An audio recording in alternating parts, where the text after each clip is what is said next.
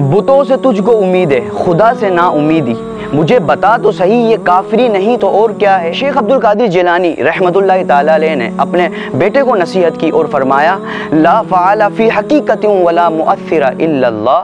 اے میرے بیٹے، اس نصیحت کو ہمیشہ یاد رکھنا کہ اس کائنات میں نہ کوئی فاعل حقیقی ہے اور نہ کوئی مؤثر حقیقی سوائے اللہ کے، یعنی یہ پوری کائنات بھی مل کر تمہیں نقصان پہنچانا چاہے تو نقصان نہیں پہنچا سکتی اگر اللہ کی مرضی نہ ہو، اور یہ پوری کائنات بھی مل کر تمہیں فائدہ پہنچانا چاہے تو نہیں پہنچا سکتی اگر اللہ کی مرضی نہ ہو۔